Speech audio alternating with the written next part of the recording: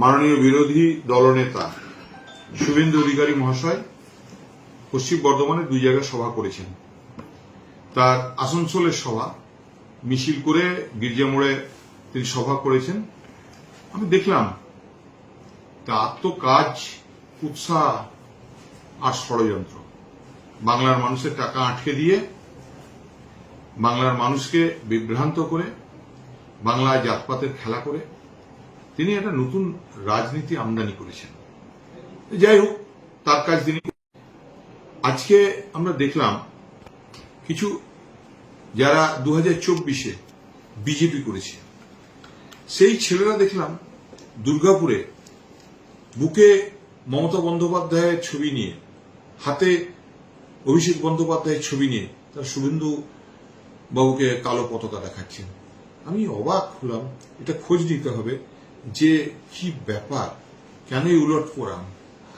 আর আজকে শুভেন্দুবাবু যেখানেই যান জনসমুদ্র হয়। এখানে কোথায় সে সমুদ্র?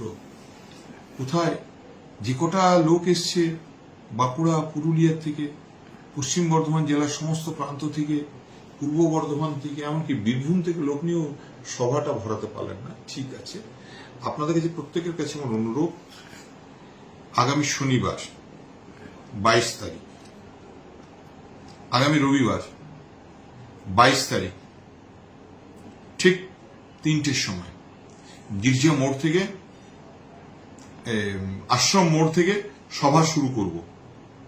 আশ্রম মোড় থেকে মিছিল শুরু হবে, সেই মিছিল গির্জা মোড়ে গিয়ে শেষ হবে এবং সেখানে মাননীয় মন্ত্রী মলয় ঘটক সহ জেলার সব নেতৃত্ব। আর প্রত্যেককে অনুরোধ করছি সেদিন মিছিলে পায়ে পা মেলান আর পশ্চিম বর্ধমানের মাটি দুর্জয় ঘাটি বুঝে যাক দুর্বৃত্ত। আর লড়াই সারা বাংলায় যে সাম্প্রদায়িক শক্তির লড়াই শুরু হয়েছে তার বিরুদ্ধে সবাই একজোট হন। বাংলাকে বঞ্চনার বিরুদ্ধে সবাই একজোট হন। বাংলার বিরুদ্ধে যে ষড়যন্ত্র তার বিরুদ্ধে একজোট হন। সেদিন 25,000 লোকের মিছিল গির্জা মোড় পৌঁছাবে। আর সবার কাছে অনুরোধ, জেলার প্রতিটি মানুষ আসুন। আমরা দেখিয়ে দেব যে পশ্চিম বর্ধমান জেলায় সভা করতে বাইরে থেকে লোক নিয়ে আসতে হয় না।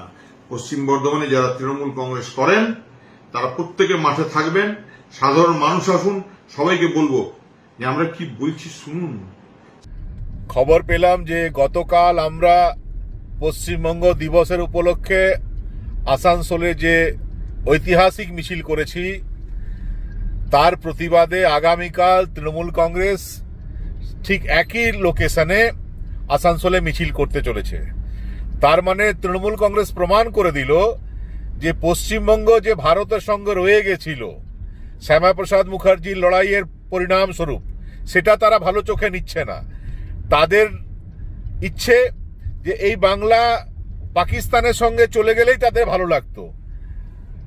এই মিছিলের মাধ্যমে তৃণমূল কংগ্রেসের আসল মুখোশ কিন্তু মানুষের সামনে খুলে গেছে। আসানসোলে মানুষকে অনুরোধ করব, এদেরকে চিনে রাখুন, এদেরকে জেনে রাখুন এরা কারা। পশ্চিমবঙ্গ ভারতবর্ষের সঙ্গে আছে, এটা এদের ভালো লাগছে না এবং সে কারণে পশ্চিমবঙ্গ দিবস পালনের বিরুদ্ধে এরা আগামীকাল মিছিল করছে। নির্বাচনের সময় সঠিক জবাব এদেরকে দিতে হবে, তার জন্য আপনারা প্রস্তুতি নিন। भारत माता की जय। 38 और 43% কথা লিখে আসছে। 4% হিন্দু ভোট বেড়ে যাবে, তা আমরা কামড়াতে আসছি।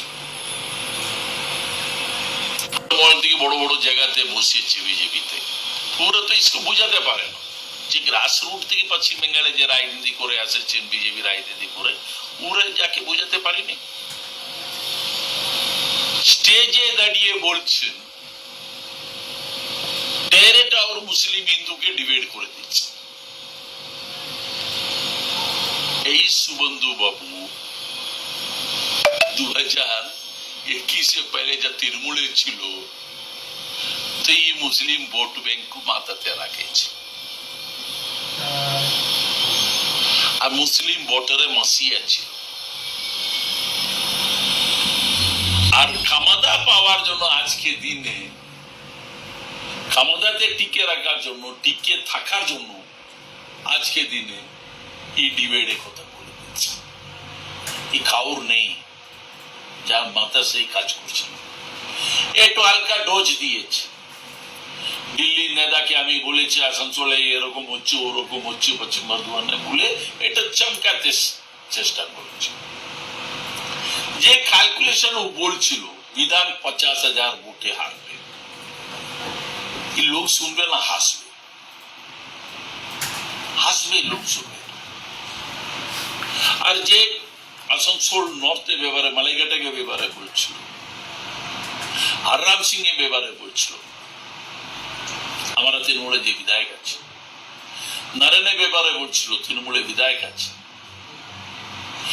আর আমার দুর্গাপুরের ব্যাপারে বলছিল প্রদীপ মজুমদার সিট লেগে, আমার মন্দিরের সিট লেগে,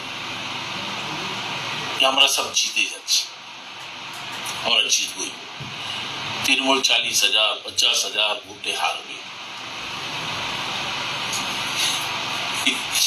শুনবে তো লোক হাসবে, 50,000 ভোটে হারছে।